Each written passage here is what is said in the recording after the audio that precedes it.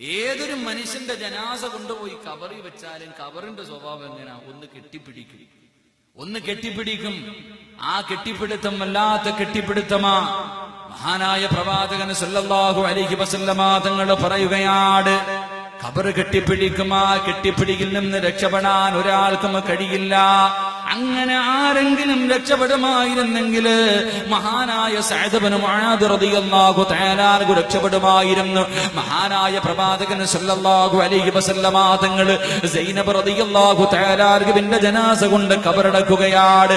ഖബറിനകത്ത് മയ്യത്തിറക്കി വെച്ചിട്ട് സഹാബത്ത് മണ്ണ് വെട്ടിയിട്ട് കൊണ്ടിരിക്കുമ്പോ അല്ലാഹുവിന്റെ റസൂൽ ഖബറിന്റെ മുകളിൽ നിന്ന് കരയുകയാണ്. സഹാബത്ത് ചോദിച്ചു, നബിയേ യാ റസൂലല്ലാഹ്,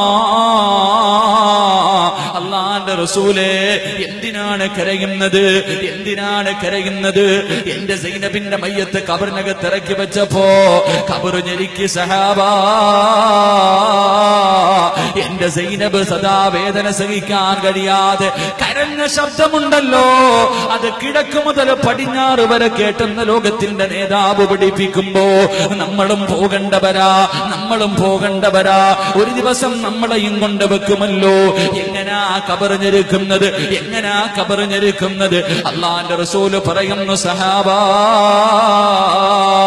നമ്മുടെ വീട്ടിലെ കൊച്ചുമക്കളുണ്ടല്ലോ, ഒരു വയതാ പ്രസവിച്ച കുഞ്ഞു മക്കളുണ്ടല്ലോ, ഉമ്മയുടെ മടിത്തട്ടിൽ കിടന്ന് ഉറക്കത്തിൽ കിടന്ന് ചിരിക്കുന്നത് കാണുമ്പോ, പടച്ചവനെ, ചെറിയ മക്കൾ ഉമ്മയുടെ മടിത്തട്ടിൽ കിടന്നിട്ട് നമ്മുടെ മക്കൾ ഉറക്കത്തിൽ ചിരിക്കുന്നത് കാണുമ്പോ സന്തോഷം കൊണ്ട് നമ്മുടെ ഉമ്മമാര് കുഞ്ഞിന്റെ തലയിൽ ചുംബിക്കുമല്ലോ.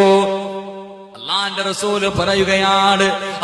റസൂല് പറയുകയാ, ചില ആൾക്കാരുടെ മയ്യത്ത് ഖബറിനകത്ത് കൊണ്ടുവെക്കുമ്പോ തന്റെ ഉമ്മ മടിയിൽ വെച്ച് സ്നേഹത്തോടെ കെട്ടിപ്പിടിക്കുന്നത് പോലെ ഖബർ ഞെരുക്കുമെന്ന് നബിയുനാ റസൂലുള്ളാഹി സല്ലല്ലാഹു അലൈഹി വസല്ലമ തങ്ങൾ പറയുകയാണ്.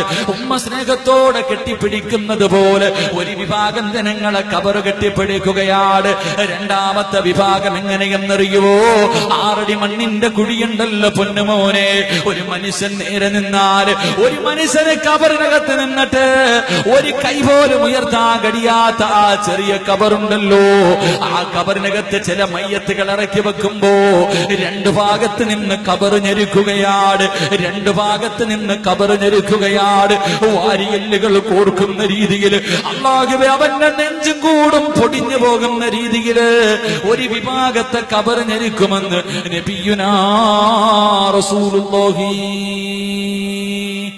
സല്ലല്ലാഹു അലൈഹി വസല്ലം. ഒരു വിഭാഗത്തെ കൊച്ചു മക്കളൊക്കെ ഉള്ളവർക്കറിയാം, ചെറിയ കുട്ടികളൊക്കെ ഉമ്മ സ്നേഹത്തോടെ മടിയിൽ വെച്ച് കെട്ടിപ്പിടിക്കുന്നത് പോലെ ഒരു വിഭാഗത്തെ ഖബർ ഞെരുക്കും. മറ്റൊരു വിഭാഗത്തെ ഈ 2 വാരിയെല്ലുകളും കോർക്കുന്ന രീതിയിലാ ഖബർ ഞെരുക്കുന്നത്. അല്ലാഹു നമ്മളെ കാക്കുമാറാകട്ടെ.